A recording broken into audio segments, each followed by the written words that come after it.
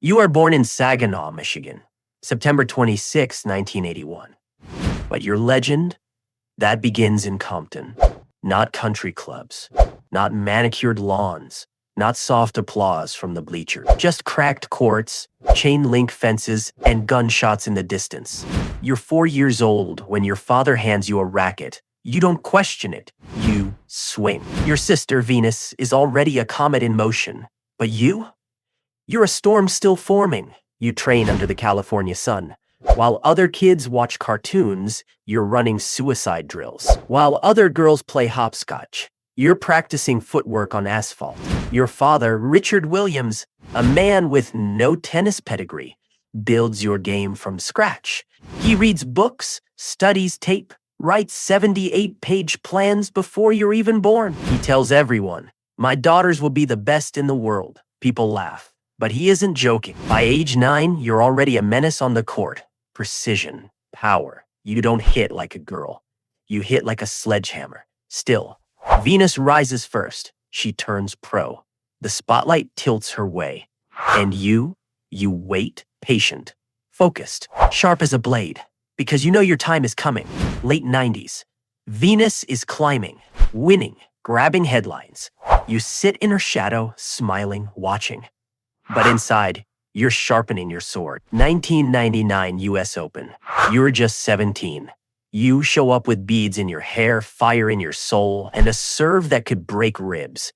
Analysts call you raw, unpolished, not ready. You bulldoze through the draw.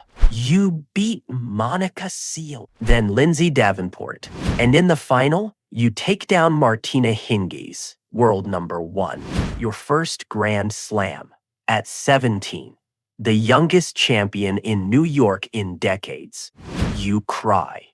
Venus hugs you. Richard raises his hands like a prophet proven right. The tennis world shakes because they realize Venus was just the beginning. You don't stop. You train harder. You build strength, speed, rage. Because on the court, you're not just playing. You're fighting. Fighting for respect. Fighting for space in a sport that was never built for women like you. Black, loud, powerful. And you don't fit the mold. You shatter it. 2002, you go nuclear. You win the French Open, then Wimbledon, then the US Open, then the Australian Open. 4 straight Grand Slams. The Serena Slam. You're now world number 1. And the message is clear. You're not following Venus. You're leading. You're no longer in anyone's shadow. You're casting your own. You've won everything. You've silenced the doubters. You've become a global icon. But greatness, it demands payment. 2003, you're recovering from knee surgery, taking time off. Still, you're on top. Then the unthinkable happens. Your sister, Yetunde, is shot and killed in Los Angeles. A stray bullet. A senseless act. Your heart breaks. Not in halves, in shards. You disappear. From the court. From interviews. From yourself. The world keeps spinning. But you stop. When you return, you're heavier. Emotionally. Physically. The critics, they smell blood. They question your focus. Your femininity. Your body. 2007 Australian Open. You're ranked 81st in the world. Your draw is brutal. Your fitness, questionable. And yet, you destroy Maria Sharapova in the final. 6-1, 6-2. Brutal. Efficient. A massacre.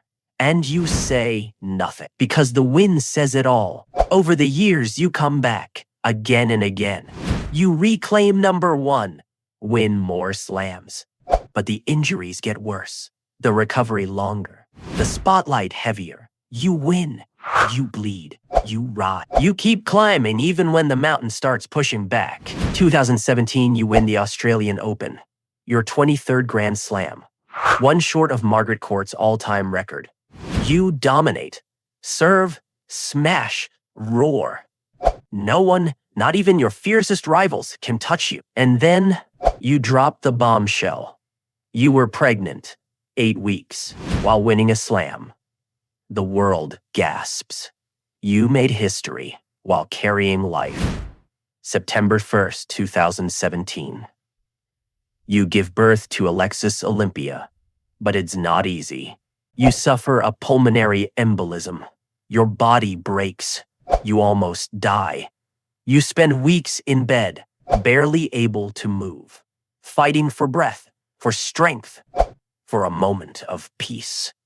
But you survive, and soon enough, you want back it. Because motherhood didn't dull your fire, it ignited it. 2018, you return to the court, wearing a black Nike catsuit, looking like a superhero, feeling like a warrior.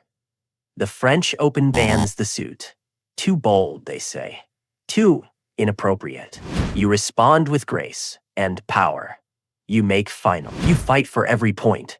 You show the world you're still here, not just as a mother, not just as a woman, but as Serena, the champion, the survivor, the force. 2019, you reach another Wimbledon final, then the US Open final. You lose both. The press asks, are you done? Will you ever win another slam? You smile. You keep training. You hug your daughter and remind the world, I'm still playing because I love it, not because I need to prove anything. And it's true, because even without number 24, you're already the greatest. 2022, you announce you're evolving away from tennis, not retiring, not quitting, just transitioning. Because queens don't retire. They reign, and your court now reaches far beyond the baseline. You play the US Open one last time. New York roars like never before. Tickets sell out. Celebrities fill the seats. Kids wear beads in their braids. You fight like hell. You save match points. You hit winners. You bring the crowd to its feet. And when it's over, you say goodbye, not with sadness, but with power. Because your impact, it's bigger than titles, bigger than records, bigger than tennis. You changed the image of an athlete, of a woman, of a champion.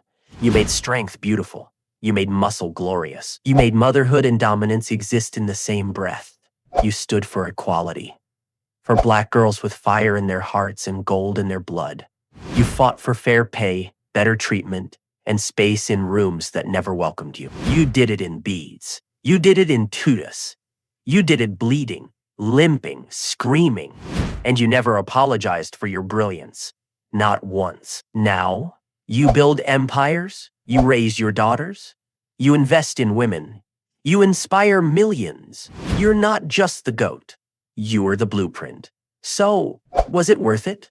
The noise, the pain, the criticism, the pressure, the nights crying after finals lost, the days training when no one watched.